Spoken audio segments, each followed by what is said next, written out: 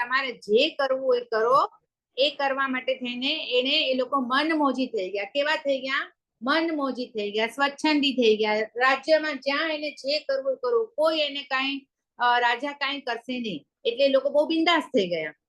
હવે એકવાર શું થઈ ગયું કે રાજગૃહી નગરીમાં ઉત્સવ હતો, એક ફેસ્ટિવલ હતું. તો ફેસ્ટિવલ હતું તો અર્જુન માળી અને એની પત્ની બંધુમતીને એમ થયું કે ફેસ્ટિવલ છે તો મારા ફૂલો વધારે વેચાશે, બરાબર ને? એને એમ થાય ને કે આજે ફૂલ વધારે વપરાશે કારણ કે ફેસ્ટિવલ છે. એટલે એને 2 ટોપલા ફૂલોના ભર્યા. સવારે બધા ટોપલામાં ફ્લાવર્સ ભર્યા. પણ પછી પેલા એ શું જાય, યક્ષયતન મંદિરમાં જાય ને, એની પેલા ઓલા જે 6 સ્વચ્છંદી યુવકો હતા એ લોકો ફરતા ફરતા ફરતા યક્ષયતન મંદિરમાં પહોંચી ગયા હતા. યક્ષયતન મંદિરમાં એ લોકો મસ્તી કરતા હતા. ત્યાં એને દૂરથી જોયું કે અર્જુન માળી અને એના પત્ની આવે છે. હવે એની પત્નીને જોઈને એ લોકોનો વિચાર બગડ્યા. એને એમ થયું આ પત્નીને આપણે પકડી લેશું, એની આરે ભોગ ભોગવીએ, એવી એમની ઈચ્છા થઈ છે એની. એટલે એ લોકોએ શું વિચાર્યું કે આપણે 6 આ યક્ષયતન મંદિરમાં છુપાઈ જઈએ. જેવા એ લોકો બે આવશે ત્યારે આપણે અર્જુન માળીને પકડી લેશું અને એની સ્ત્રી સાથે આપણે શું કરશું, મજાક કરશું. હવે જેવા અર્જુન માળી અને બંધુમતી એની પત્ની મંદિરમાં આવ્યા અને એ લોકો એની સેવા પૂજા કરી, ફૂલ ધરાવ્યું અને પછી અર્જુન માળી રોજ સાષ્ટાંગ દંડવત નમસ્કાર કરે. એ જેવો દંડવત નમસ્કાર કરવા ગયો ત્યારે ઓલા માણસો 6 માંથી 2 જણા એને પકડી લીધો અને બાકી એની સ્ત્રીને પકડી લીધી.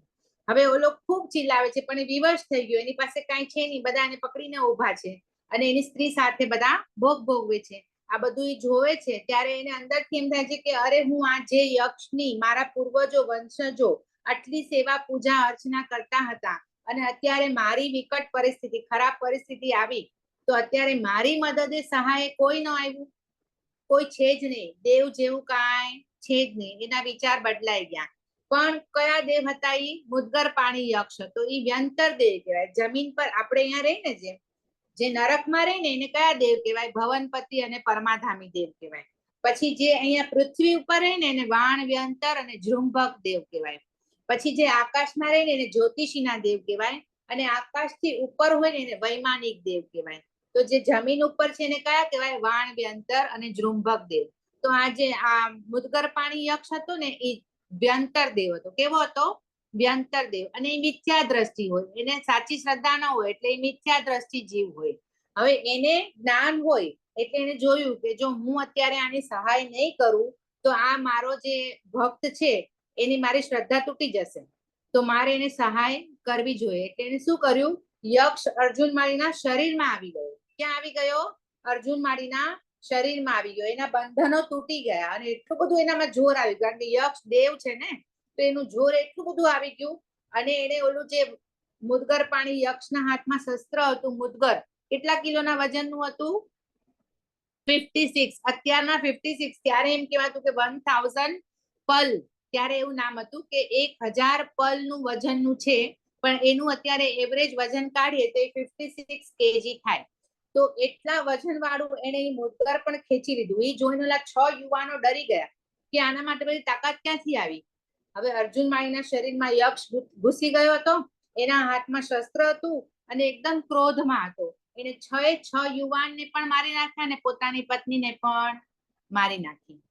7 હત્યા કરી એને. કેટલી? 6 પુરુષ અને 1 સ્ત્રી, એવી તેણે 7 હત્યા કરી.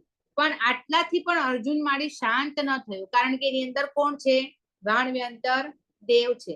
હવે દેવને આ લોહી માંસ આ બધું એટલું બધું એને આહલાદ, એને ગમતું હોય તો હવે એને આ મજા આવી ગઈ આમાં. તો એને રૂટીન કરી નાખ્યું કે રોજ એ 6 યુવાન અને 1 સ્ત્રીને રોજ મારતો. એટલે રોજ કેટલી હત્યા કરે? રોજ કેટલી હત્યા કરે? 7 હત્યા કરે.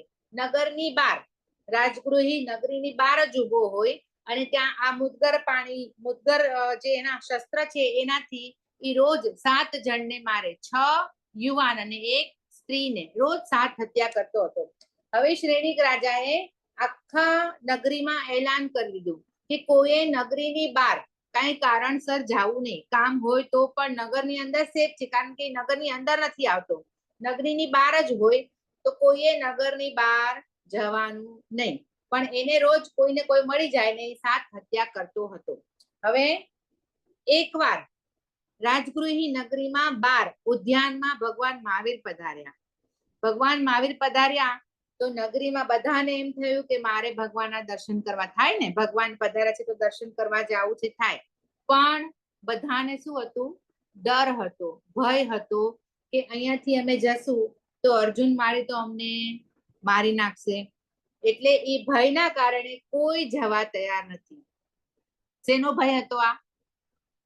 શેનો ભય હતો?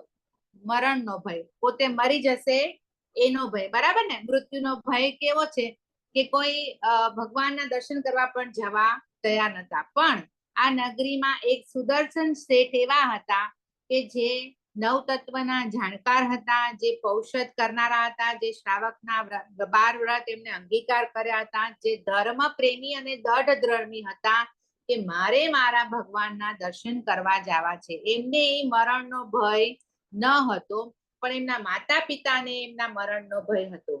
તો હવે આપણે અત્યારે હું આ સ્ટોરીને વચ્ચે ઊભી રાખું છું. જે આ ભયની વાત ચાલુ છે તો બધાને ભય હોય, બરાબર ને? તો આપણા જૈનિઝમમાં 7 પ્રકારના ભય છે. કેટલા પ્રકારના ભય છે? 7 પ્રકારના. એમાં સૌથી પહેલા આપણા ઠાણામ સૂત્રમાં ભયનું વર્ણન આવે. આગમ છે ને 32 આપણા આગમ છે ને, એમાંથી એક આગમ છે ઠાણામ સૂત્ર. ઠાણામ સૂત્રમાં આ 7 ભયનું વર્ણન આવે છે. ભય એટલે શું? ડર, બરાબર ને? ફિયર, જેને ડર લાગે. ઘણી બધી વસ્તુનો ડર હોય છે.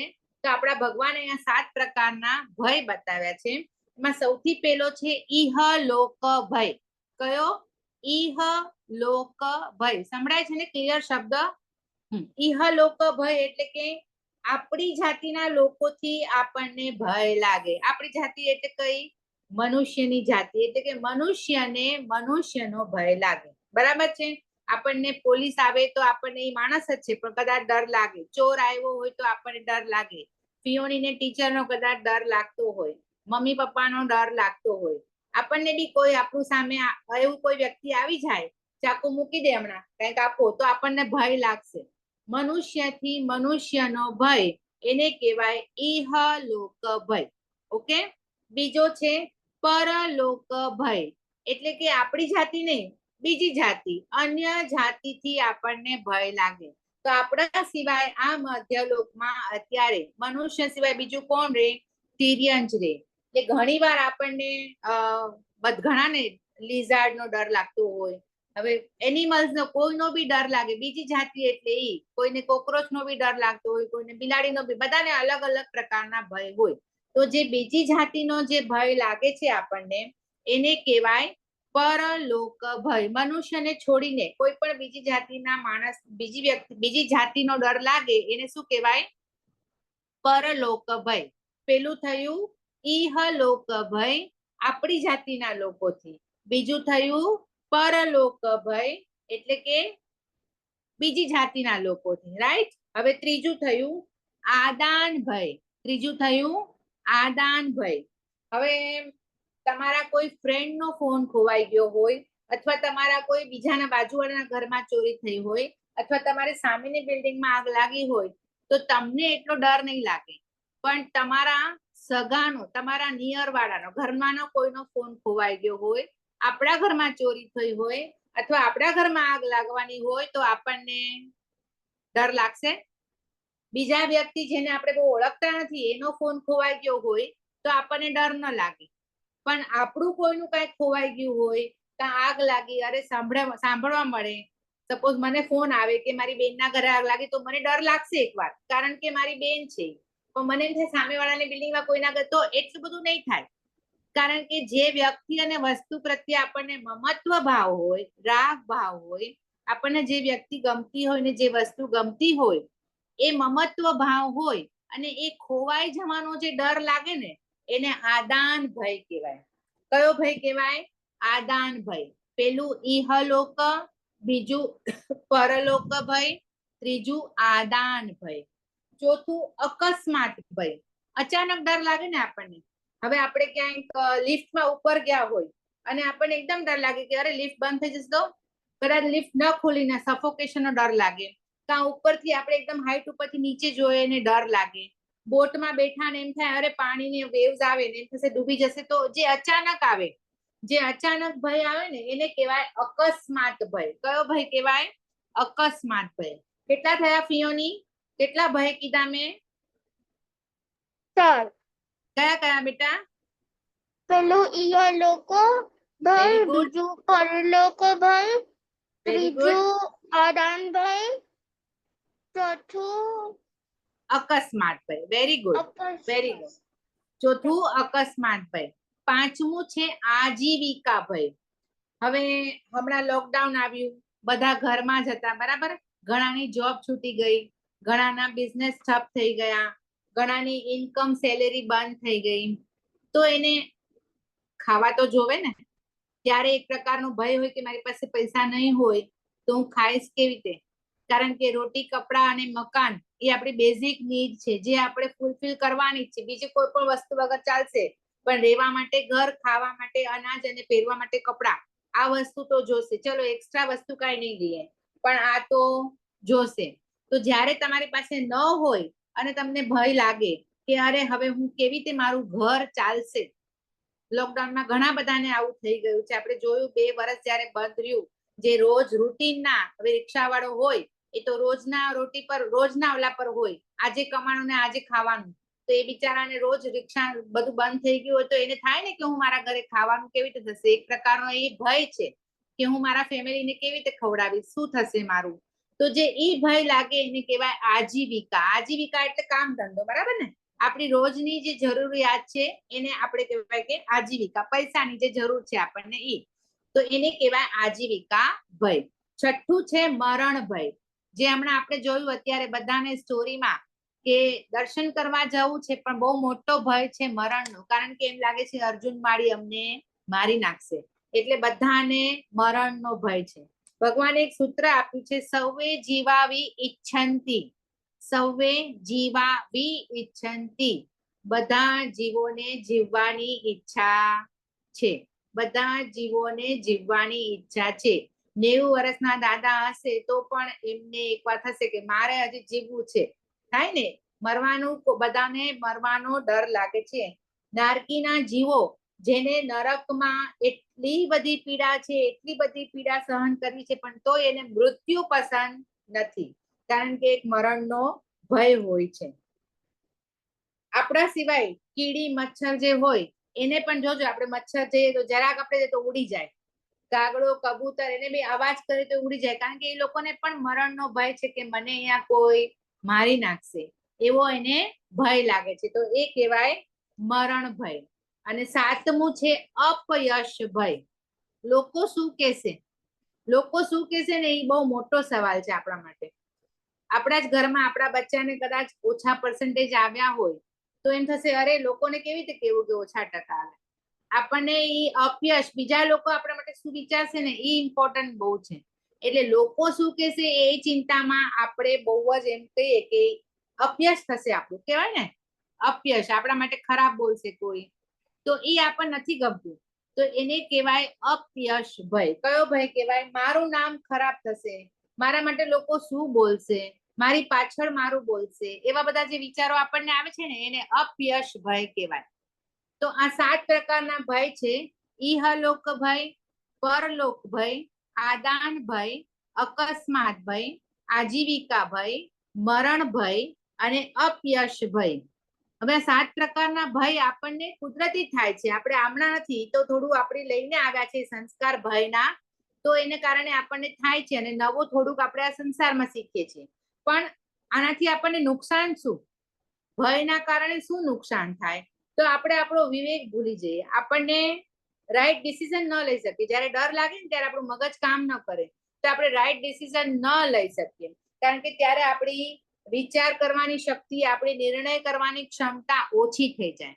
જ્યારે આપણને ભય હોય ત્યારે આપણને ન, ક્રોધ હોય તો પણ એ જ થાય, ક્રોધ હોય ત્યારે પણ આપણી વિચાર કરવાની ક્ષમતા ઓછી થઈ જાય, ન બોલવાનું બોલી નાખીએ ક્રોધમાં, પણ પછી જ્યારે મન શાંત થાય ત્યારે ખબર પડે કે અરે હું બહુ વધારે બોલી ગઈ, પણ પછી શું કામનું? એવું જ ભયનું છે કે ડર લાગ્યો હોય ને ત્યારે આપણને કાંઈ, જ્યારે આપણે ખબર ઘણી વાર એક્ઝામ લખતા હોય અને આપણને ડર લાગે તો આપણે બ્લેન્ક થઈ જાય, આપણે લખી ન શકીએ, કારણ કે આપણને બ્લેન્ક થઈ ગયા, ભય લાગ્યો એટલે. તો ભય લાગે ને ત્યારે આપણી વિચાર શક્તિ, આપણી નિર્ણય કરવાની ક્ષમતા બધી ઓછી થઈ જાય છે. તો આપણે આ ભય ઓછો કરવા માટે શું કરવું જોઈએ? તો આપણને જે વસ્તુ વ્યક્તિ ગમે છે, ભયનું રીઝન શું છે? વસ્તુ અને વ્યક્તિ પ્રત્યે મમત્વ ભાવ, આસક્તિ ભાવ. આપણને આપણા શરીરનો મોહ કેટલો છે? આ શરીરનો મોહ કેટલો છે? બહુ છે. આપણને જરાક કાંઈ થાય તો કેટલું આપણને ધ્યાન રાખીએ એનું. તો જે વસ્તુ અને વ્યક્તિ આપણને જે ગમે છે એનો મમત્વ ભાવ ઓછો કરવાનો. તો ઓછો કરવા માટે આપણે શું વિચારવાનું? કે આ બધું ટેમ્પરરી છે. આ શરીર પણ ટેમ્પરરી છે. ખાલી પરમાનન્ટ શું છે? પરમાનન્ટ શું છે? આત્મા છે. આત્મા પરમાનન્ટ છે. એના સિવાયનું આ શરીર હમણાં મૃત્યુ થશે તો આ શરીર ગયું, આપણો આત્મા વયો જશે. આ શરીર કાંઈ નથી. તો એટલું જો આપણે ધીમે ધીમે એને સમજશું તો આપણે ભય ઓછો થતો જશે. આપણે ભય ઓછા કરવા માટે આપણે એ કરવાનું છે કે બધું પરમાનન્ટ નથી, ખાલી આત્મા એક જ પરમાનન્ટ છે. આ બધું ટેમ્પરરી છે. આપણું શરીર પણ ટેમ્પરરી છે. તો વ્યક્તિ ને સંબંધો એને જેનો આપણે બહુ મોહ છે, સંબંધો પ્રત્યે, મારો દીકરો, મારો વર, મારું ઘર, મારી દીકરી, આ બધા જે મોહ છે એ રાગ અને આસક્તિ રહેવાની છે, પણ આપણે એને ધીરે ધીરે ઓછું કરવાનું. શું સમજીને? કે આત્મા જ પરમાનન્ટ છે એ સમજીને આપણે ઓછું કરી શકીએ છીએ. ઓકે, તો આ 7 પ્રકારના ભય કયા સૂત્રમાં આવ્યા છે? મેં કીધું તો સૂત્રનું નામ કોને યાદ છે? ખાણમ સૂત્ર. ખાણાંગ સૂત્ર. Very good. અને 7 પ્રકારના ભય એટલે આવી રીતે આવો. એમાંનો એક ભય હતો મરણ ભય. બરાબર, મરણ ભય એમાં આવ્યું ને. તો એવો જ મરણ ભય રાજગૃહી નગરીના બધા જ લોકોને થઈ ગયો કે અમારે દર્શન કરવા, આપણે સ્ટોરી પર આવી ગયા પાછા. હા, કે અમારે દર્શન કરવા નથી જવું, કારણ કે જો જશું તો અમે મરી જ જવાના છે, કારણ કે અર્જુન મારી નાખશે. એટલો મરણનો ભય હતો. એવી જ નગરીમાં સુદર્શન શેઠ હતા, જે ખૂબ જ ધર્મપ્રેમી હતા. એ 9 તત્વના જાણકાર અને એને આચરણમાં મૂકવા વાળા હતા. 12 વ્રત લીધેલા હતા. ખૂબ જ ધર્મપ્રિય વ્યક્તિ હતા. હવે એને કીધું કે ભગવાન મારા પધાર્યા છે રાજગૃહીના આંગણે અને હું દર્શન કરવા ન જાઉં, એવું તો ચાલે જ નહીં. હું તો દર્શન કરવા જઈશ. અને એના માતા પિતા એની પાસે આજ્ઞા લેવા જાય છે કે હું દર્શન કરવા જાઉં. પણ એના માતા પિતા કહે છે કે તું અમારો એકનો એક દીકરો છે, તું આવી રીતે વયો જાય, અર્જુન માળી તો મારી જ નાખશે, તો અમે તને આજ્ઞા ન આપીએ. ત્યારે સુદર્શન શેઠ એના માતાને કહે છે કે આવી મમત્વ ભાવ આવો નહીં રાખો, આજ્ઞા આપો, મારી ચિંતા નહીં કરો, હું પ્રભુના દર્શન માટે જાઉં છું, મને સારા મનથી આશીર્વાદ આપીને આજ્ઞા આપો દર્શન કરવા જવાની. માતા પિતાએ આજ્ઞા આપી, પણ અંદર ક્યાંય મનમાં કચવાટ તો હોય ને. ખબર તો છે કે આ પાછો આવશે કે નહીં દીકરો. એના માતા પિતાએ આજ્ઞા આપી દીધી, પણ મનમાં ખૂબ દુઃખ હતું કે હવે મારો દીકરો પાછો નહીં આવે. સુદર્શન શેઠ નગરીની બહાર જાય છે. નગરીના લોકો એની પાછળ પાછળ જોવા જાય છે કે અરે આ ક્યાં જાય છે, ક્યાં જાય છે. નગરીમાં પાછળ પાછળ જાય છે, પણ જેવો નગરી વટાવીને બહાર જાય છે એટલે નગરના લોકો પાછળ જતા નથી. લોકો અંદરથી જોઈ છે કે આની હારે શું થશે. સુદર્શન શેઠ તો ચાલતો રહે છે, ચાલતો રહે છે. અર્જુન માળીની પુષ્પ વાટિકા આવી, યક્ષાતન આવ્યું, સામે અર્જુન માળી છે. એને પણ જોયું કે શેઠ સામેથી કોઈ આવે છે, એને મારવા માટે ઈ તૈયાર પણ થઈ ગયો. એને મુદગર પણ ઉપાડ્યું. સુદર્શન શેઠની સામે એકદમ ક્રોધ, ગુસ્સાથી આવે છે, પણ એ સમયે શેઠમાં જરા પણ મનના ક્યાંય અશાંત નહીં, ઉદ્વેગ નહીં, કાંઈ નહીં. એને શું કર્યું ખબર છે? એને મુંહપટ્ટી બાંધી. પ્રભુનું સમોસરણ જ્યાં દેખાતું હતું, પ્રભુનું સમોસરણ જ્યાં જવા માટે નીકળ્યા હતા, એ સમોસરણની દિશામાં ત્યાં જ બેસી ગયા. નીચે બેસીને આપણે નમોથુણમની મુદ્રામાં એ બેસી ગયા. ભાવથી પ્રભુને વંદના કરી. શ્રાવકના જે 12 વ્રત લીધા હતા એનું સ્મરણ કર્યું. બધા જીવોની આલોચના કરી. 18 પાપ અને 4 આહારનો ત્યાગ કર્યો. એને એમ કીધું 18 પાપ 4 આહાર બધાનો ત્યાગ કરી દીધો. અને આગાર રાખ્યો કે અગર મને જો આ ઉપસર્ગ આવ્યું, આ ઉપસર્ગમાંથી હું બચી ગયો તો મારું પારણું કરીશ, અને હું ન બચ્યો તો મારો જાવ જીવનો સંથારો. શું બોલાય ખબર છે? આવી રીતે આકાર વાળું હોય ત્યારે ખબર છે? આહાર શરીરને ઉપધી, પચકું પાપ 18, મરણ આવે તો ઓસી રે, જીવું તો 3 નવકારનો આગાર. ખબર છે ને? આ બધા રોજ રાતે આવી રીતે સંથારાના પછાણ લેતા હોય. હા, એવી રીતે એમણે 18 પાપ અને 4 આહાર. આમાં આવ્યું ને, આહાર, શરીર ને ઉપધી. આહાર કેટલા? 4. 4 આહાર, અશ્રમ, પાણમ, ખાયમમ, સાયમમ આપણે બોલીએ છીએ ને, એ 4 આહાર છે. આહાર, શરીર ને ઉપધી, પચખું પાપ 18. 18 પાપ મેં કીધું ને, એને 18 પાપ અને 4 આહારનો ત્યાગ કરી, આલોચના કરી, બધા જીવોને ખમાવી લીધું અને એને સંથારો. પણ એને શું કીધું કે હું આ એક આગાર રાખું છું, છૂટ આગળ. મેં ના કીધું ભગવાને આપણને આગાર આપ્યું છે, હા, તો આમાં પણ એને આગાર રાખ્યો કે હું આ મને ઉપસર્ગ, જે આ પ્રોબ્લેમ, આ કષ્ટ આવ્યો છે, એમાંથી જો હું બચી ગયો તો મારે પારણાના આગાર, તો મારે ખાવા. પણ જો અહીંયા મારું મૃત્યુ થઈ ગયું તો મારે જાવ જીવનો સંથારો. એવી તેણે પચખાણ લઈ લીધા અને પોતાની આંખ બંધ કરીને એ ધ્યાનમાં બેસી ગયા. હવે આવી રીતે સાગારી, આને શું કહેવાય? સાગારી સંથારો કહેવાય. શું કહેવાય આને? સાગારી સંથારો કહેવાય. હવે એ શું કરે છે? પોતે તો આંખ બંધ કરીને બેઠા છે. અર્જુન માળી આવ્યો, એને મુદગર, ઓલું વજન વાળું મુદગર પકડ્યું છે ને, એને આમ ઉચક્યું એને મારવા માટે. પણ એ મુદગર નીચે જ ન આવ્યું, આમ હાથ નીચે જ ન આવ્યો, નીચે જ ના આવ્યો. કેટલી ટ્રાય કરી પણ એ મુદગર નીચે આવ્યું જ નહીં. કેટલી શ્રદ્ધા! સુદર્શન શેઠની શ્રદ્ધા કેટલી! આટલો યક્ષ છે એના શરીરમાં, યક્ષાય મુદગર પાણી યક્ષ છે એના શરીરમાં, દેવ છે, તો પણ એનું મુદગર આવ્યું જ નહીં. બહુ જ પ્રયત્ન કરવા છતાં પણ એ મુદગર એના હાથમાંથી છૂટ્યું જ નહીં. એટલે યક્ષ અર્જુન માળીના શરીરમાંથી નીકળી ગયો. હવે અર્જુન માળીના શરીરમાંથી જેવો યક્ષ નીકળી ગયો એટલે અર્જુન માળી ત્યાં ને ત્યાં ઠપ થઈને પડી ગયો. કારણ કે યક્ષ એના શરીરમાંથી દેવ નીકળ્યો એટલે નબળાઈ લાગી ગઈ, તો એ પડી ગયો. જેવો ઠપ થવાનો આવાજ આવે, સુદર્શન શેઠે આંખ ખોલી. આંખ ખોલી તો એને જોયું અર્જુન માળી સામે પડ્યો છે, એટલે સમજી ગયો કે મારો ઉપસર્ગ ટળી ગયો છે. એને પોતાનો સાગારી સંથારો પાડી લીધો. જેવો એને પાડી લીધો ત્યાં અર્જુન માળી ઉભો થયો. તો કે તમે કોણ છો? તમે ક્યાં જાઓ છો? તો કે હું સુદર્શન શેઠ છું અને હું ભગવાન મહાવીર જ્યાં સમૂહ શરણમાં છે એના દર્શન કરવા જાઉં છું. તો કે મને તમારી સાથે આવવું છે.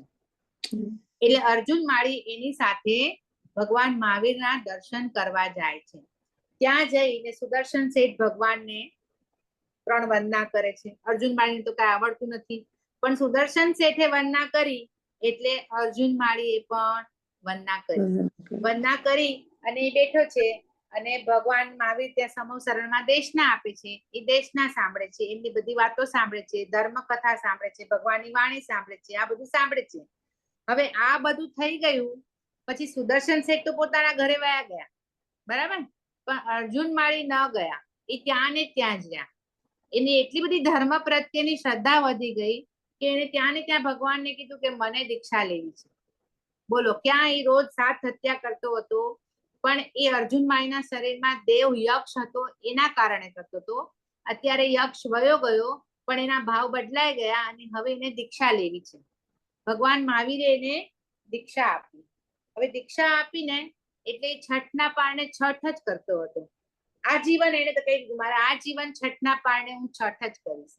થોડો સમય થયો ને તો ભગવાનને કહે છે કે હવે મારે હું વિચરણ કરતો જાઉં અને હું આગળ વધું. તો ભગવાને એને કીધું એક અભિગ્રહ ધારી લે કે તને કોઈ મારે, કોઈ ગાળો આપે, કોઈ તને પથ્થર મારે, કોઈ ધુતકારે, તને ગોચરી ન મળે. કારણ કે એને ઘણા બધા જણને માર્યા છે ને, તો અત્યારે એ ભલે સાધુ થઈ ગયો પણ સામે કોઈ એને ક્રોધ તો કરવાનો જ છે ને. કાંઈ બી કરે, તારો નિયમ તારે ક્યાંય ઉદ્વેગ નહીં કરવાનો, સમભાવમાં રહેવાનું, ક્યાંય સામે દુર્ભાવ પણ નહીં કરવાનો એના પ્રત્યે. એવો એને ભગવાન પાસેથી એક અભિગ્રહ ભગવાને આપ્યો. હવે એના છઠના પારણે એ ગોચરી લેવા જાય. ગોચરી લેવા જાય ગામમાં, એને કોઈ ગોચરી આપશે? કારણ કે બધા એને કહેશે કે આને મારા વરને માર્યો, આને મારા દીકરાને માર્યો, આને મારી માને મારી, આને મારી દીકરીને મારી, આને મારી બેનને મારી, મા બાપને માર્યું. કારણ કે બધાને માર્યા છે, ખૂબ માર્યા છે એને. તો એને જ્યારે બી છઠના પારણે ગોચરી લેવા જાય તો એને ગોચરી મળે નહીં, કાં તો જેવું તેવું મળે. જે બી મળે એ કાંઈ કોઈના પ્રત્યે, જો એને ભગવાનને પહેલા જ કીધું ને એને અભિગ્રહ આપી તારે દુર્ભાવ રાખવો નહીં. એટલે એ કોઈ દુર્ભાવ રાખે નહીં, વાંધો નહીં, ન મળી, જે મળ્યું ન મળ્યું, પારણું કરી બીજે દિવસે 2 છઠ એટલે 2 ઉપવાસ કરે. 2 ઉપવાસ 1 પારણું, 2 આ જીવન એટલે જિંદગી ભર એને એવું લઈ જતા પછાણ. હવે આમ કરતા કરતા કેટલો સમય ગયો પણ એને બહુ ગોચરી મળતી જ નહીં. ક્યારેક ખાલી પાણી મળે, ક્યારેક ખાલી રૂકું સૂકું મળે, ક્યારેક ન મળે, ક્યારેક કોઈ પથ્થર મારે, કોઈ એને ધક્કો મારે, કોઈ એને ગાળો આપે, કોઈ એને ધુતકારે, કોઈ એને ગુસ્સો કરે, કેટલું બધું કરતા લોકો. કારણ કે એના કોઈના ને કોઈના પરિવાર ઘર દીઠ કોઈના પણ પરિવારની એને વ્યક્તિની હત્યા કરી છે. એટલે લોકો એને બહુ જ ધુતકારતા. પણ છતાં એ કેવા ભાવ રાખે ખબર છે? એ એમ કે વાંધો નહીં, અત્યારે મારા કરતા તો એ લોકો મારી સાથે કાંઈ એટલું ખરાબ નથી કરતા, જેટલું મેં એ લોકો સાથે ખરાબ કર્યું છે એના કરતા તો એ લોકો ઘણું ઓછું મારી સાથે ખરાબ કરે છે. કેટલા ભાવ એના બદલાઈ ગયા હતા. ન મળતા આમ કરતા કરતા 5 મહિના ને 13 દિવસ એટલે કે 5.5 મહિના જેવું થઈ ગયું એને સંયમ લઈને. ત્યાં સુધીમાં એને ટોટલ એને કેટલી હત્યા કરી હતી ખબર છે? 1141. કેટલા માણસોને માર્યા? 1141. એમાં 978 પુરુષ હતા અને 163 સ્ત્રી હતી. કારણ કે રોજ 6 પુરુષ અને 1 સ્ત્રીને મારે ને. ટોટલ કેટલા માણસોને માર્યા? 1141. એમાંથી 978 પુરુષ હતા, જેન્ટ્સ હતા, અને 163 સ્ત્રી હતા. ઓકે, હવે આટલી હત્યામાં આ 5 મહિના અને 15 દિવસ જે એને સંયમ લીધો એને થયા, એમાં એને આ બધા જ કર્મને હળું કર્મી બની ગયા. એટલા કર્મો એને ખપાવી નાખ્યા. 5.5 મહિનામાં એને એટલા કર્મો ઓછા કરી નાખ્યા એના. આટલી બધી હત્યા કરી છતાં, પંચેન્દ્રિય જીવની હત્યા કરવા છતાં પણ એ હળું કર્મી બની ગયા. કારણ કે એને 5.5 મહિનામાં કોઈ દુર્ભાવ ન રાખ્યો, કોઈની પ્રત્યે એને દ્વેષ ન રાખ્યો, તિરસ્કાર ન રાખ્યો. અને સૌથી મોટો પોઈન્ટ તો એ હતો કે અર્જુન માળીના પોતાના ભાવ નતા મારવાના, એના શરીરમાં યક્ષ હતો એને કારણે એ મારતા હતા. એટલે પંચેન્દ્રિય જીવની હત્યા કરે એ માણસ તો નરકમાં જ જવાનું હોય. પણ છતાં અર્જુન માળીએ 5.5 મહિનામાં આટલી હત્યા કરવા છતાં પણ પોતાના ઘણા બધા કર્મોને ખપાવી નાખ્યા. પછી એને 15 દિવસનો સંથારો લીધો. કેટલા? 15 દિવસનો સંથારો લીધો. અને ત્યાં 6 મહિના એના આપણી ગાથામાં આવે છે, ધન્ય અર્જુન માળી કર્યો કદાગ્ર દૂર, વિરપે વ્રત લઈને સત્યવાદી હુવા શૂર. એટલે એને વ્રત લીધા, બરાબર, મહાવીર ભગવાન પાસે. પછી કરી છઠ પારણા, ક્ષમા કરી ભરપૂર. છઠ કરી, ક્ષમા કરી, એને ખૂબ ક્ષમા કરી. 6 માસની માહી કર્મ કિયા ચકચૂર. કેટલા મહિનામાં? 6 માસ. એટલે 6 મહિનામાં એને કર્મોના ભૂકા બોલાવી દીધા. 5.5 મહિના આવી રીતે, 15 મહિના એને સંથારો લીધો, અને 15 દિવસમાં એનો સંથારો પૂરો થયો અને સિદ્ધ બુદ્ધ અને મુક્ત થઈ ગયા. 6 મહિનામાં જ એમને બધા કર્મોનો ક્ષય કરીને મુક્ત થઈ ગયા. એટલે કેવો હળું કર્મી જીવ હશે. આમ તો સ્વભાવના સારા જ હતા, પણ જે એની સાથે થયું અને એના શરીરમાં યક્ષ આવ્યા એના કારણે એને હત્યા કરી. પણ છતાં લોકોએ એને જે 6 મહિના તિરસ્કાર કર્યો, માર્યો, જે બી કર્યું, પણ એને કોઈ દુર્ભાવ ન રાખ્યો, કોઈ જ ક્રોધ ન રાખ્યો કે દ્વેષ ભાવ ન રાખતા. છઠના પારણે છઠમાં કાંઈ ન મળ્યું તો એમને એમ એને ચલાવ્યું. કદાચ ક્યારેક પાણી મળ્યું કે ક્યારેક ખાવાનું મળ્યું, ન મળ્યું, પેલા તો એને કાંઈ મળ્યું જ નહીં, તો એમ એને પોતાના 6 મહિનામાં બધા જ કર્મનો ભૂકો કરી નાખ્યો અને એ મોક્ષમાં ગયા. આ હતી અર્જુન માળીની સ્ટોરી. આમાં આપણે ઠાણાંગ સૂત્રના 7 ભયની પણ વાત કરી. કયા 7 ભયના નામ કોણ બોલશે? સ્ટોરીમાં કોઈને કઈ ડાઉટ છે? સ્ટોરીમાં કોઈને કઈ ડાઉટ છે? અર્જુન માળી આપણી આ ગાથા નંબર સાધુ વંદનાની 68 અને 69 છે. 68, 69 અહીંયા આપણે આ બે સ્ટોરી વાત કરી અને એમાં આપણે 7 ભય લીધા. 7 ભયના નામ પિયોની ને એના સિવાય બોલશે હવે કોઈ? મારે તો લખેલા છે એટલે કહું છું. લખેલા જ વાંધો ને, જોઈને બોલો. ચાલો. ઇહ લોકો ભય, પરલોકો ભય, આદાન ભય, અકસ્માત ભય, અકસ્માત ભય, અકસ્માત, આજીવિકા ભય, મરણા ભય અને અપયશ ભય. અપયશ ભય. હવે અર્જુન માળી દેતો તો એ નગરીનું નામ શું હતું?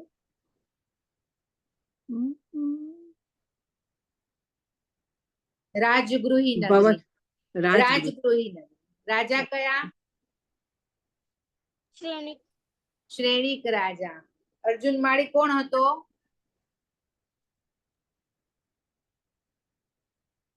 એનું આ બધું હતું ખેત ઓલું ફ્લાવર્સ નું હતું ઈ જ ને? ફ્લાવર્સ ફૂલ માળી જાતિનો હતો. ફૂલમાળી, હા, અર્જુન ફૂલમાળી. નામ હતું, પણ એ માલાકાર જાતિ એટલે માળી હતો, એટલે માળી. અર્જુન માળી નામ થઈ ગયું. એની પત્નીનું નામ શું હતું? આ હું શું કામ, કારણ કે રેકોર્ડિંગ પાછળથી ચાલુ છે એટલે સ્ટાર્ટિંગ નું રેકોર્ડિંગ નથી, એટલે આપણે અત્યારે સ્ટાર્ટિંગ નું repeat. રિવિઝન બી થઈ જાય અને જેને પછી ન સાંભળ્યું હોય એને મળી બી જાય. એની પત્નીનું નામ શું હતું? ઈ નથી લખ્યું. બંધુમતી. એની પત્નીનું નામ બંધુમતી હતી. એમનો જે ધંધો હતો એ વંશજો પૂર્વજોથી ચાલતો આવતો ધંધો હતો. અને એમને ત્યાં કયું મંદિર હતું? યક્ષાયતન. કયું મંદિર હતું? યક્ષાયતન. એમાં તેની મૂર્તિ હતી? મુદ્ગર પાણી યક્ષની મૂર્તિ હતી. અને એના હાથમાં મુદ્ગર હતું, જે 1000 પલ, પેલા એમ કહેવાતું હતું, પેલાના કાઉન્ટિંગ પ્રમાણે 1000 પલ, જેનું અત્યારે વજન કરે તો 56 કેજી નું મુદ્ગર શસ્ત્ર હતું એના હાથમાં. ઓકે. અને ભાઈના નામ તમે બોલી ગયા. બોલો, આના સિવાય બીજું કાંઈ? અચ્છા, આ કયો દેવ હતો? મુદ્ગર પાણી યક્ષ કયા દેવ હતા?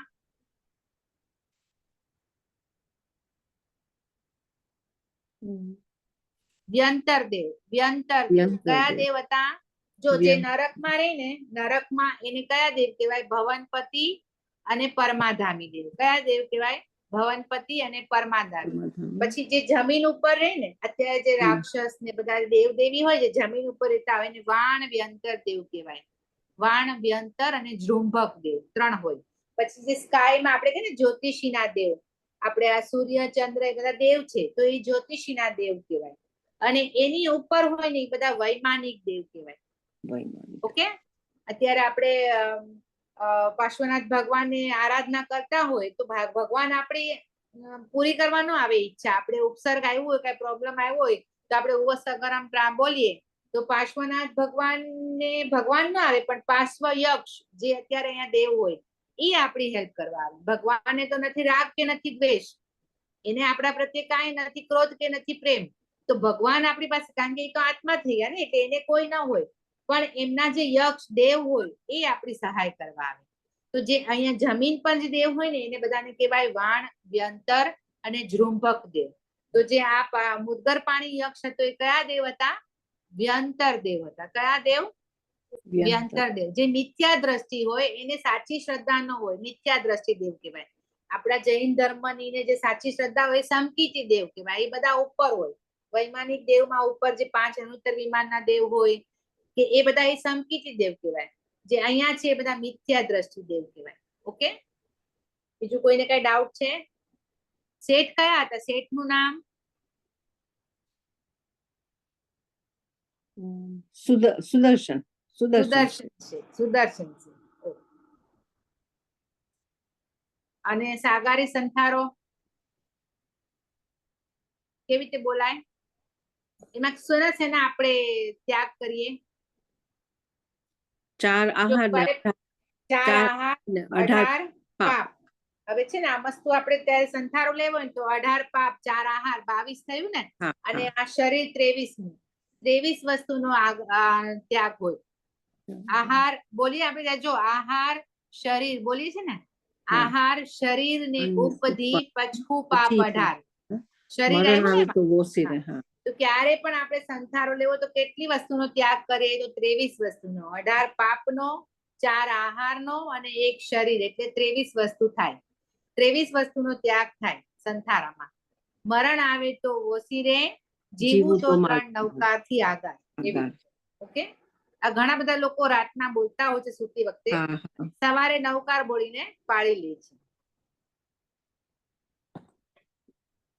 આવી રીતે જો 7 પ્રકારના ભય છે, એવા નંબર પ્રમાણે તમને કહું, એક શું હોય? ખાલી એક આપણે હમણાં ભણ્યા એમાં આવ્યું પરમાનન્ટ શું છે? મૃત્યુનો ભય. પરમાનન્ટ શું છે? બાકી બધું આત્મા એક છે, બરાબર.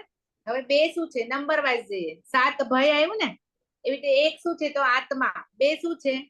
ભગવાનને શું ન હોય? હમણાં જ મેં કીધું. ભગવાનને શું ના? ભગવાનને ન રાગ હોય ન દ્વેષ હોય. રાગ ને દ્વેષ. રાગ અને દ્વેષ 2 થયા. હા. 3 શું હોય? મન વચન કાયા 3. એક શું છે આત્મા, બે શું છે રાગ અને દ્વેષ, ત્રણ શું છે મન વચન કાયા, ચાર ક્રોધ માન માયા લોભ, ક્રોધ માન માયા લોભ, પાંચ શું છે ઇન્દ્રિય, આપણી પાંચ ઇન્દ્રિય છે ને, શ્રુતેન્દ્રિય, ચક્ષુ ઇન્દ્રિય, ઘ્રાણેન્દ્રિય, રસનેન્દ્રિય, સ્પર્શેન્દ્રિય, પાંચ ઇન્દ્રિય છે. ઓકે. છ શું હોય કાય, પૃથ્વીકાય, અપકાય, તેવુકાય, વાયુકાય, વનસ્પતિકાય, ત્રસકાય. સાંભળ્યા છે નામ? સાંભળ્યા છે આ નામ? આ છ કાય. સાત શું હોય? ભય ભય હા, સાત ભય. હજી બીજું કોઈને આવડે? સાત શું હોય બીજું? સાત નરક છે આપણી. નરક કેટલી છે? સાત. આઠ શું હોય? આઠ મદ. મદ એટલે અભિમાન. આઠ પ્રકારના અલગ અલગ અભિમાન હોય. જાતિમદ, કુળમદ, રૂપમદ, શ્રુતમદ, તપમદ, એવી રીતે આઠ પ્રકારના મદ છે. નવ શું છે? નવ તત્વ છે. 10 શું છે? પ્રાણ છે. એવી રીતે આખા નંબર વાઇઝ બધું હોય. આપણે ત્યારે 1 થી 10 શીખ્યા. પેલું એક શું હોય? એક શું છે? પરમાનન્ટ આત્મા. બે શું છે? ભગવાનને શું ન હોય? ભગવાનને શું ન હોય? રાગ અને દ્વેષ. રાગ એટલે શું? જે વસ્તુ મને બહુ ગમે ને એ રાગ કહેવાય, અને જે વસ્તુ મને નથી ગમતી એને દ્વેષ કહેવાય. ઓકે.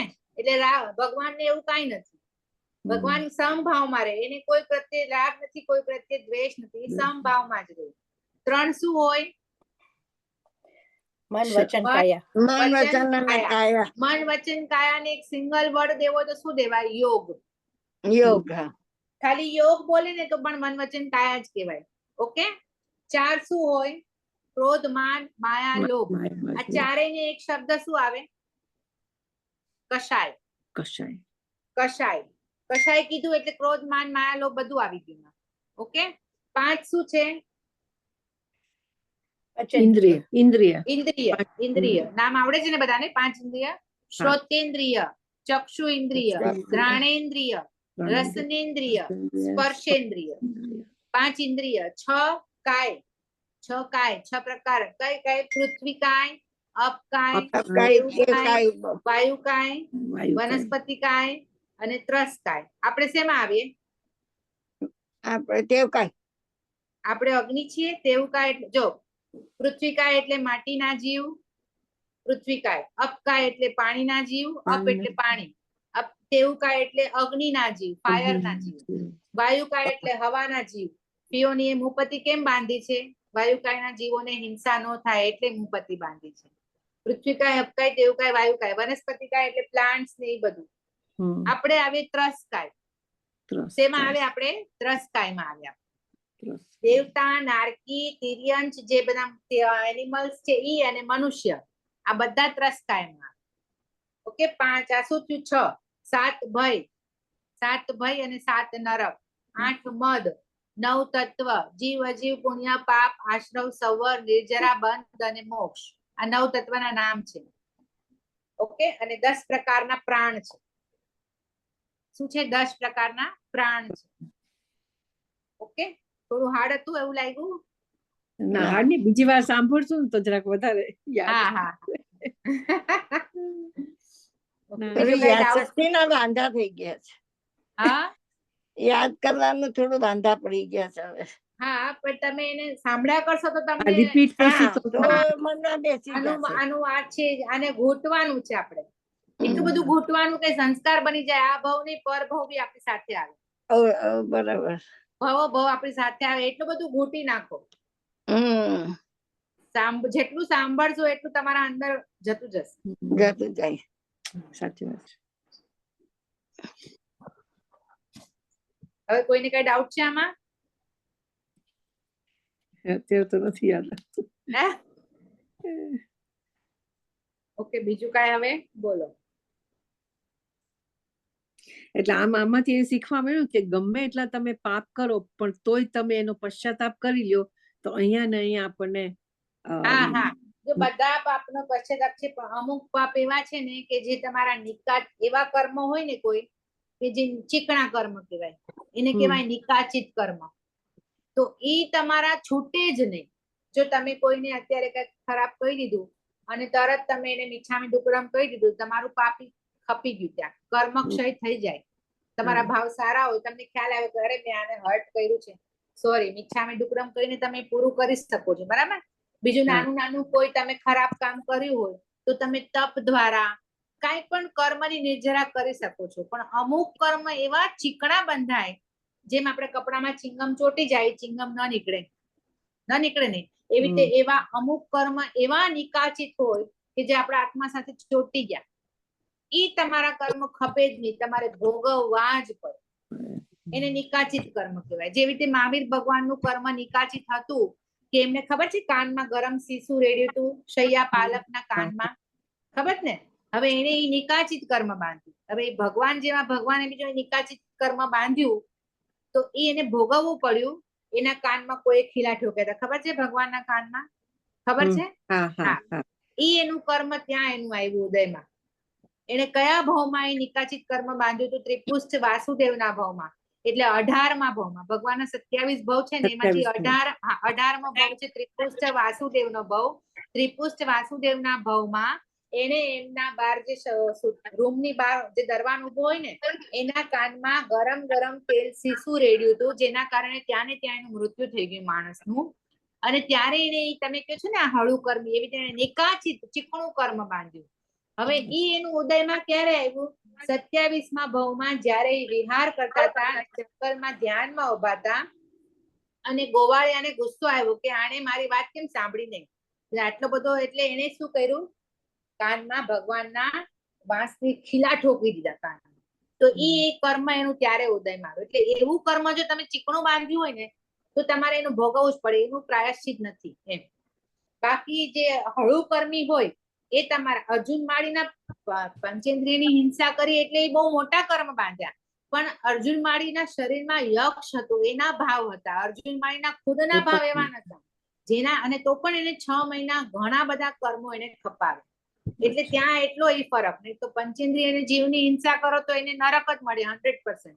પણ અહીંયા આગળ એનું એ હતું કે એના અંદર યક્ષ હતો, એ કરતો હતો એ કામ. બાકી તમે કહો છો કે કર્મ આપણું પ્રાયશ્ચિત થી ખપી શકે છે. હળું કર્મી જે નાના નાના કર્મ છે એ તો ખપી શકે છે, પણ જે તમારા ચીકણા કર્મો હોય ને એ તમારે ભોગવવા પડે. એને નિકાચિત કર્મ કહેવાય. આપણી સૂકી માટી કપડા પર લાગી હોય તો ખંખેરી નાખે તો નીકળી જાય કે નહીં? એવી રીતે આપણો હળું કર્મ હોય તો તમે આવા પ્રાયશ્ચિત નાના નાનાથી પણ તમારી ભીની માટી લાગે તો તમારે જરાક એને ધોવું પડશે. એવી રીતે જો તમારું કર્મ થોડુંક ભારે હોય તો તમારે એના માટે થોડું પ્રાયશ્ચિત વધારે કરવું પડશે. પણ ચિંગમ ચોટી ઈ કપડું તો તમારું ગયું. એવી રીતે નિકાચિત કર્મ બાંધ્યું, ઈ કર્મ તો તમારે ભોગવવા. કોઈ કર્મ આપણે કરીએ જાતે કરીને પછી એમ થાય પ્રાયશ્ચિત કરીએ તો ઈ ના થઈ શકે ને. શું? આપણે કોઈ કર્મ જાતે કરીને બાંધીએ છીએ અને પછી એની પ્રાયશ્ચિત લઈએ તો ઈ ના થાય ને.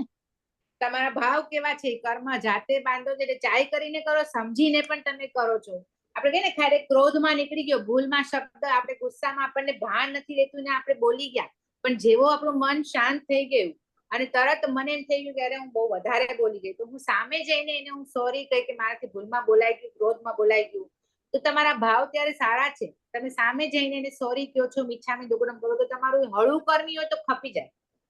પણ જો તમારું બહુ થોડું કર્મ ભારે હોય તો તમારે તપ કે કઈ કરીને તપથી પણ કર્મની નિર્જરા થાય છે. તો તપ કરવું પડે, ચોવિયાર કરો, તમે નવકાશી કરો, નાના નાના દ્રવ્ય જે કહે છે આપણે દ્રવ્ય મર્યાદા કરો, એવા નાના નાના તપ કરીને આપણે કરી શકીએ છીએ.